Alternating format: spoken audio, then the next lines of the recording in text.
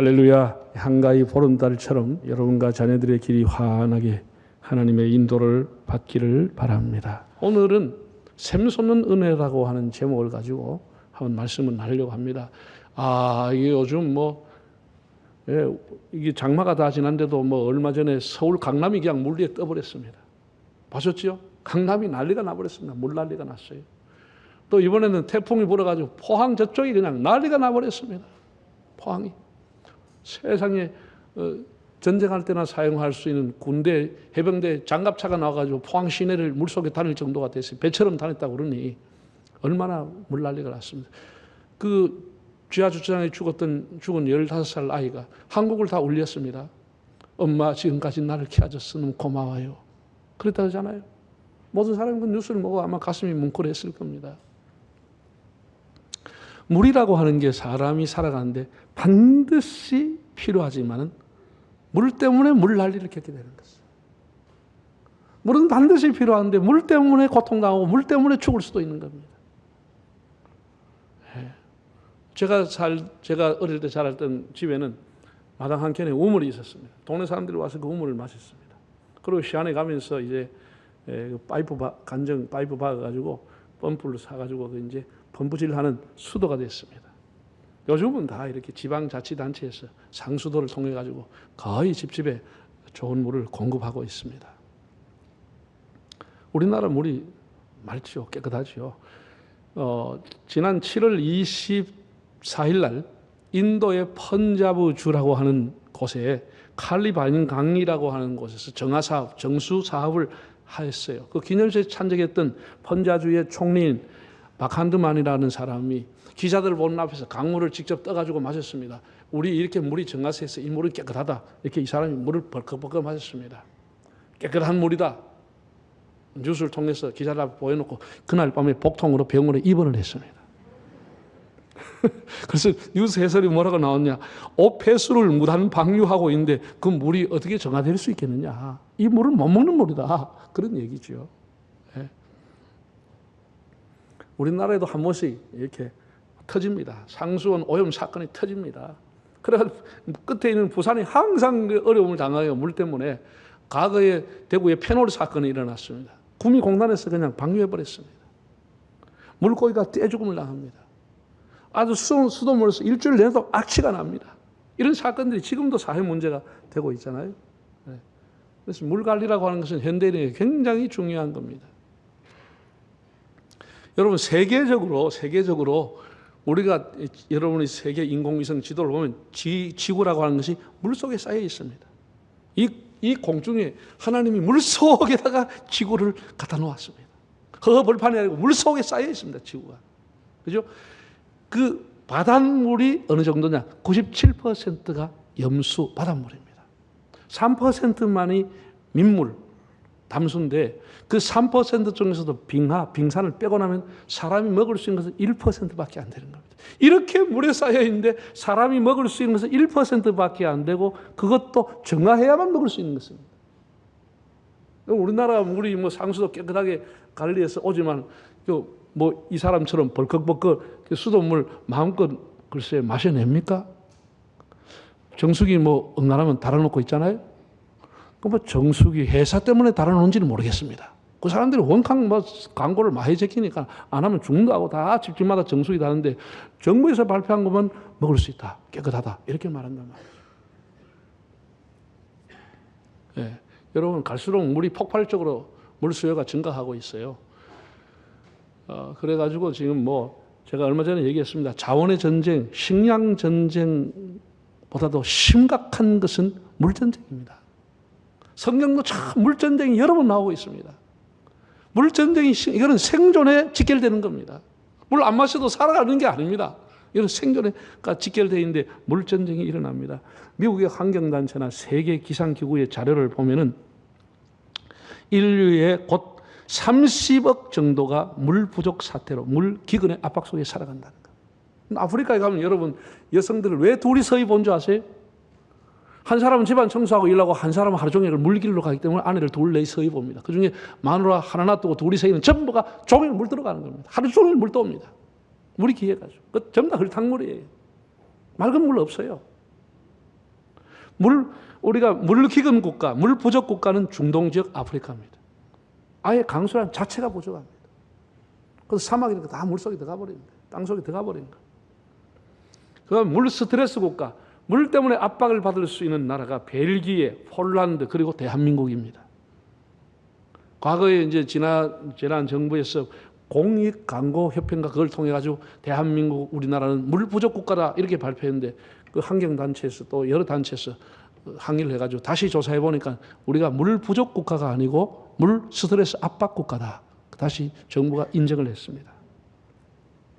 우리가 물 때문에 스트레스를 받게 되는 거예요. 왜냐하면 물은 많이 와요. 우리가 1200mm 1년 강수량이 평균 오는 데 굉장히 세계보다 많이 옴에도 평균보다 많이 옴에도 불구하고 집중적으로 여름에 와버린 거예요. 봄에는 가무는 거예요. 겨울에도 가물을 타는 거예요. 집중적으로 와서 다 새버리니까 이게 물을 저장 뭐하고 관리를 뭐하니까 봄 되면 가뭄을 타고 농사 짓기 어렵게 되는 것이죠. 물 스트레스 국가입니다. 땅덩이가 넓은 러시아, 캐나다, 미국, 중국 이런 나라들은 물 풍부한 나라라 이렇게 분류가 되어 있습니다. 물이라고 하는 게 여러분 물 숫자를 사용하면 수명이 다하면 목숨 숫자 수명이 끝나는 겁니다. 수명이 끝나면 목숨도 끝나는 겁니다. 그만큼 물이 중요합니다. 물 없이 못 살지요. 성경에도 창세기부터 보면은 전부가 우물 가지고 싸움하는 겁니다. 아브라함이 파가지고 그 주민들이 와서 또 뺏어가고 이삭이 파놓으면 또 뺏어가고 또 다른 데 가서 샘을 파고 그런 내용이 계속 창세기에 나오는 겁니다. 그 중동 국가고 하니까 사막 지역에서 물이 부족할 수밖에 없죠. 예수님께서 물에 대한 얘기를 했습니다. 오늘 본문에 다시 한번 보시면 물길로 온 여인이 있습니다. 대낮에 사마리아 여인이 우물가에 와서 물을 길러 왔습니다. 예수님께서 그 여인에게 말을 붙였죠. 나에게 물 좀 주시오. 물을 달라고 얘기했습니다. 그랬더니 이 사마리아 여자가 예수님 보고 대뜸 그냥 반발 심리를 가지고 아니 보니까 유대인인데 유대인이 어떻게 감히 나한테 물을 달라고 합니까? 못 줍니다. 이렇게 잘라버렸어요. 그래서 예수님께서 여러 이제 얘기를 하면서 당신이 떠가는 물은 목마르지만 내가 주는 물은 목마르지 않습니다. 그 여자가 얼마나 놀랬겠어요. 그 물 내게 좀 달라고. 자, 한번 읽어보겠습니다. 본문 13절 14절 예수께서 대답하여 이르시되 이 물을 마시는 자마다 다시 목마르려니와 내가 주는 물을 마시는 자는 영원히 목마르지 아니하리니 내가 주는 물은 그 속에서 영생하도록 솟아나는 샘물이 되리라. 영생하도록 솟아나는 샘물이 되리라. 샘은 마르지 않아요. 계속 나오는 거예요. 영원히 솟아나는 샘물이다. 예수님의 이 말씀 때문에 사람들이 교회 이름도 샘물교회, 생명수교회, 생명강교회, 아프리카에 우물 파준 데는 우물가 선교회, 샘파 선교회 이렇게 샘과 우물과 관계된 교회 이름과 선교단체가 많아졌습니다. 요한복음 7장을 보면 이렇게 우리처럼 명절이 끝날 때 6월절 명절이 끝날 때 예수님이 서서 크게 외쳐서 이렇게 말씀했습니다. 요한복음 7장 37, 8절을 한번 볼까요? 명절 끝날 그 큰 날에 예수께서 서서 외쳐 이르시되 누구든지 목마르거든 내게로 와서 마시라. 나를 믿는 자는 성경의 이름과 같이 그 배에서 뭐가 나와요? 생수의 강이 흘러나오리라. 누구든지 목마르면 내게 와서 마시라. 생수의 강이 흘러간다. 이렇게 말씀을 했습니다. 예수님은 자신 스스로를 생명수 혹은 생수라고 말씀했습니다. 예레미야 2장을 보면은 하나님께서 예레미야에게 하신 말씀입니다. 이스라엘이 내게 두 가지 큰 죄를 지었나니 하나는 생수의 근원인 나를 버린 것. 새로운 웅덩이를 만드는데 그것은 터진 웅덩이라 물을 담지 못할 웅덩이다. 하나님 그렇게 지적하고 경고했습니다. 생수의 근원인 하나님, 생수의 근원은 원천이신 하나님을 멀리하고 떠났다고 하는 것이 이스라엘의 가장 큰 죄입니다. 하나님을 떠났다고 하는. 두 번째는 무슨 웅덩이를 팠는데 물을 저장할 수 없는 터진 웅덩이라고 그랬어요. 현대인들이 적금도 들고 뭐도 하고 막 건강보험도 들고 운동도 하고 막 온갖 것 먹고 해도 전부가 터진 웅덩이에요. 하나님을 떠나면 터진 웅덩이인 거예요. 다 글로 새버리는 것이에요. 터진 웅덩이다.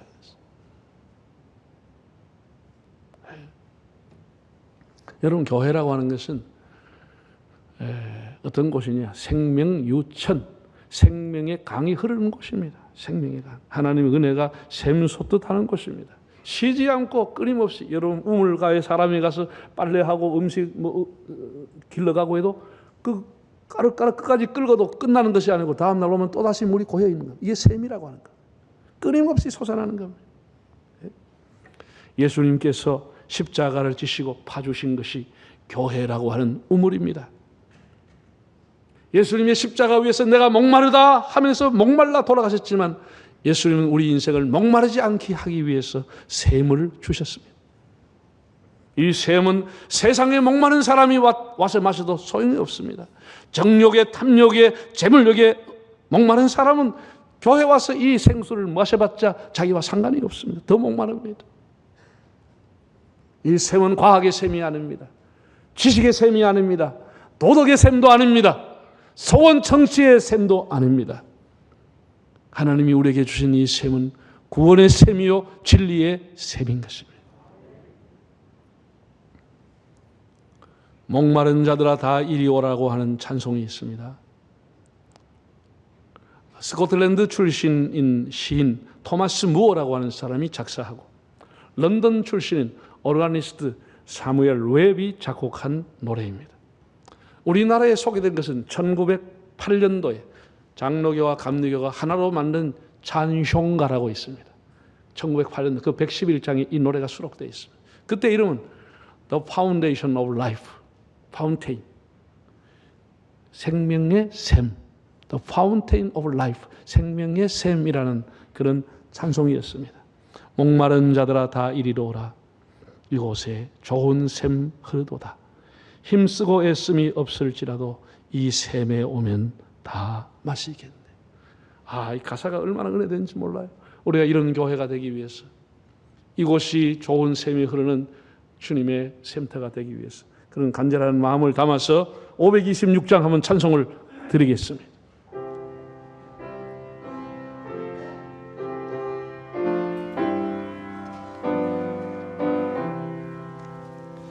목마른 자들아 다 이리 오라.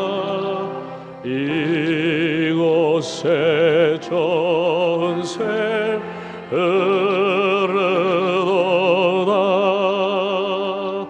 힘쓰고 애씀이 없을지라도 이 샘에 오면 다 마시겠네. 아멘. 빈부나 기천이 없다고 했습니다. 건강한 자나 병든 자나, 행복한 자나 불행한 자나, 기쁜 자나 슬픈 자나, 옛날 같으면 양반이나 쌍놈이나 어린아이든지 아이든지 누구든지 다 와서 이 생명샘에 와서 마시라는 겁니다. 이 은혜의 물을, 이 영적인 약수를, 진리의 샘물을, 죄인을 씻어 정하게 하는 물을, 이 신기한 물을 마시는 자마다 영생한다라고 말했습니다. 이 샘솟는 우물을 예수님이 여기에 파주셨습니다. 우리는 지난 55년 동안 이 물을 먹으면서 왔습니다. 누구든지 은혜의 보좌 앞에, 이 은혜의 우물 앞에 담대히 나오면 값없이 주시는 영생수를 마실 수가 있습니다. 사랑하는 여러분, 교회는 그 무엇보다도 진리의 샘물이 늘 솟아나는 곳이 되어야 합니다. 진리의 샘물이라는 게 뭡니까? 하나님의 진리의 말씀, 성경, 우리가 성경을 읽고 듣고 쓰고 암송하고 큐티하고 연구하고 그러면은 정말 이 속에서 마르지 아니하는 우리 영혼을 살게 하는 오늘 주시는 레마가 끊임없이 흘러나오는 것입니다. 날마다 끊임없이 달고 오묘한 말씀이 이 속에서 흘러나오는 것입니다. 찬송 얘기를 했으니까 찬송 한 장 더 얘기를 해설하겠습니다. 설교 후에 우리가 부르게 될 200장 달고 오묘한 그 말씀에 관한 얘기입니다. 이 찬송은 미국의 목사인 필립 폴 블리스라고 하는 분이 작사, 작곡한 찬송입니다. 그의 음악적인 재능을 본 세계적인 복음사 모디 목사가 그를 찬양 사역자로 세워서 여러 곳에 세웠고 참 우리에게 익숙한 너무나 아름답고 은혜로운 찬양곡을 만들어 놓았습니다. 우리가 잘 아는 이분이 작사했거나 작곡했던 블리스가 한 것은 할렐루야 우리 예수 부활 승천하셨네. 속죄하신 구세주를 내가 찬송하겠네. 주의 말씀을 듣고서 준행하는 자는 내 평생에 가는 길을 순탄하든지 험하든지 하나님의 진리 등대 내 너를 위하여 몸벌어 피 흘려 하나하나가 다 우리 마음에 와닿고 우리 그리스도인들이 사랑하는 그런 음악을 찬양을 만들었습니다. 블리스는 아주 가난한 농촌 마을에서 자랐습니다. 많이 공부하지도 못했습니다. 그런데 음악적인 재능이 있어서 음악 공부를 하게 됐어요. 그리고 모디 목사에게 발탁이 돼서 음악 사역을 했습니다. 그러던 중 1876년 12월 19일 아내와 함께 시카고에서 열리는 전도 집회에 참가하기 위해서 기차를 탔는데 달리던 그 기차가 아시타블이라는 철교 위에서 철교가 무너지면서 부부가 다 강물에 빠져서 순직을 했습니다. 그 38살의 젊은 나이에 천국 갔습니다. 근데 이분이 그 38 이전에 돌아가시기 전에 만들었던 그 찬양이 얼마나 아름다운 찬양을 우리에게 남겨줬는지 모르겠습니다. 그 한 곡만 해도 대단한데 그 우리 한국 찬송가에 여러 곡이 실려져 있습니다. 그 중에 하나가 달고 오묘한 그 말씀, 생명의 말씀, 귀한 그 말씀 진실로 생명의 말씀, 나의 길과 믿음 밝히 보여준 아름답고 귀한 말씀 생명샘이로다. 생명샘이로다. 하나님의 말씀이 생명의 샘이라고 찬양을 했습니다. 여러분, 우리 몸을 구성하는 것은 60% 이상이 물이라고 하죠. 예. 몸에 있는 물을 우리 체액이라고 합니다. 예. 체액이 이제 체온을 우리 유지시켜 주지요. 우리 중요한 뇌라든지 척수 이런 것을 다 물이 체액이 보호해 줍니다. 우리 관절도 다 그런 것들이 우리를 원활하게 움직일 수 있도록 해주는 겁니다. 예. 신장을 통해서 벌어지는 노폐물, 다 소변, 다 그런 그 체액의 역할이 굉장히 큽니다. 누구든지 날마다 일정량의 물을 먹지 않고는 건강 유지는커녕 생존 자체가 불가능합니다. 예. 우리나라가 과거에 일본의 영향을 많이 받았을 때 일본 사람들이 그걸 시행을 하고 그 책을 또 번역한 한국 사람들이 베스트셀러가 됐어요. 그거 뭐냐 하면 새벽에 일어나서 아침 먹기 전에 물부터 마시기, 물 한 밥그릇 먹기. 그 운동을 했었습니다. 안 자셨는겨? 네? 지금도 먹는 사람이 있을 겁니다. 아침에 일어나서 물부터 한 그릇 먹어야 노폐물도 씻어지고 오히려 몸이 다 깨어가지고 원활하게 움직인다는 거예요. 안 믿는 모양인데 저는 아침에 일어나가지고 물을 한 컵 늘 먹습니다. 먹어요. 먹고 목도 마르기 때문에 그렇게 교회에 나옵니다.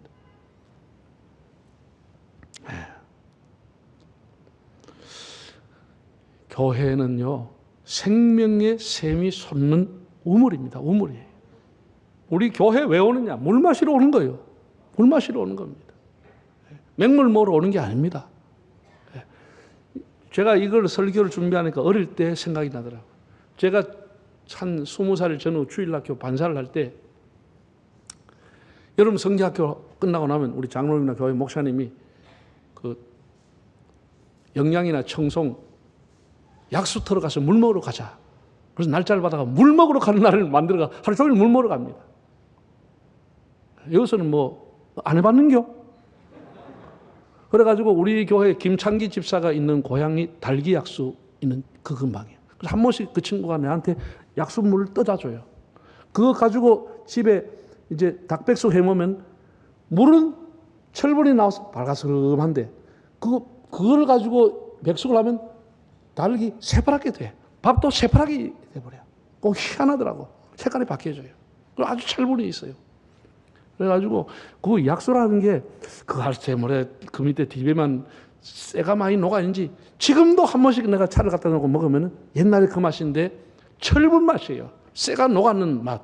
싸다 그럴까 하여튼 그런 맛이 있어요. 그게 약수라 그래가지고 수백 년 동안 그 약수터 서너 군데를 보존해가 거기서 사람들이 약수를 먹어요. 줄 서가지고 나래로 먹습니다. 그럼 그냥 물 먹으러 가는 게 아니고 아침부터 일어나가지고 막 김치전 그거에도 짜온 데다가 거기다가 고추장 앞뒤로 발라가지고 장떡을 구워가지고 막 그 짜온 거를 막 장떡을 막 먹어 속에 하면 불이 나기 시작합니다. 고추장까지 발라 장떡 먹었죠. 그 다음에 버스 타면 거기다가 막 고추장 단지 가지고 와서 갖다 놔놓고 명태 포 뜯어가지고 계속 찍어 먹습니다. 그래가지고 고추장을 명태 찍어 먹어서 안 그래도 장떡에다 막 속에 불이 확 땡깁니다. 그래가지고 한 그릇이라도 물 더 많이 먹으려고 물 먹는 준비입니다. 여러분 교회 올 때 물 먹을 준비를 얼마나 하고 오십니까? 이 준비를 해야 많이 먹는 거예요. 많이 먹는 거예요. 그래가지고 종일 껐어. 먹고 소변 보고 먹고 소변 보고 먹고 소변 보고 그래가 교회가 재정 좋으면 백숙 한 거 얻어 먹고 그래 저녁 캄캄할 때 돌아옵니다. 일찍 안 옵니다. 조일 못 먹습니다. 조일 못 먹어. 줄 서가지고. 그러다가 막 그거 가면 전부 다 파는 게 엿가락 이런 거 갖다 놓고 팝니다. 엿을 막 사 먹으면 속이 또 달아가지고 또 물. 이야, 그래가 물 먹는 기억이 나요. 그 다음에 제가 어렸을 때는 그런 걸 모았는데요. 목회를 하면서 제가 또 배운 게, 이 경남 저쪽에는 가니까요. 고로쇠라고 하는 걸 먹어요. 오수 경칩이 되면 새봄이 되자 말자 단풍잎에다가 이게 닌게로 같은 꼽아 놔놓고 물 쫙 빼가지고 그 고로쇠라고 그게 사람 몸에 좋다고 나무는 다 지있겠는데 그걸 좋다고 해가지고 사람이 그걸 갖다 먹습니다. 그런데 그 고로쇠 물도 몸에 왜 좋은지는 모르겠습니다. 지금도 우리 교인들이 저한테 보내줘요. 봄되면 보내줘요. 먹어요. 약간 달짝지근합니다. 그것도 뭐 노폐물 한다. 사람 몸에 뭐가 좋다. 이래가지고 그 물도 엄청 먹어봤습니다. 여러분 교회는 뭐 하려고 오느냐? 물 마시러 오는 겁니다. 물 마시러. 어떤 물? 따라합시다. 진리의 샘물, 은혜의 샘물, 사랑의 샘물, 구원의 샘물. 그게 교회에 있다라는 거예요. 그것 때문에 그 물 마시려고 우리가 교회 오는 겁니다. 네? 와서 한 모금도 안 먹고 돌아간 사람은 왜 하는지 모르겠어요. 물을 가득 먹고 가는 거예요. 가득히 먹고 가는 거예요. 세상에 뭐 대단한 지식이 대단한 것 같지만 그 세상에 나오면 전부 폐수, 오수, 참 오염된 물이에요. 그 오염된 찌꺼기를 교회 와서 다 먹고 그 노폐물을 버려야 되는 거예요. 여러분 학생들 여기 참여했지만 학생들 청년들 막 밤새도록 이렇게 갖다 놔놓고 스마트폰 눈 빼갑게 전부 다 오수입니다. 그 정신을 다 죽이는 거예요. 그것은 무슨 유익이 몇 개 있겠어요. 전부 다 중독이 돼가지고 이거 없으면 못 살아요. 엄마 없으면 살아. 이거 없으면 못 살아. 이렇게 중독이 돼가지고 이 전부 정신과 사상을 오수, 폐수 참다 정신을 다 침투하고 이런 찌꺼기가 가득 차 있는 것이에요. 이 하나님 말씀으로 씻어내야 되는 것이에요. 할렐루야. 그래서 우리 교회 오는 거 아닙니까? 누가 사마리아의 우물가의 여인처럼 생수를 얻을 수 있겠습니까? 배부른 사람 와서 물 한 모금도 못 마십니다.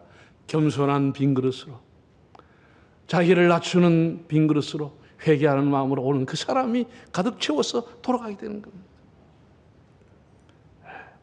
세리와 창기 같은 죄인들도 이 물을 마시고 거듭났고 12의 혈증을 앓던 여인도 예수님께로부터 이 물을 받고 신기한 물, 기적의 물로 그 인생을 바꾸었습니다.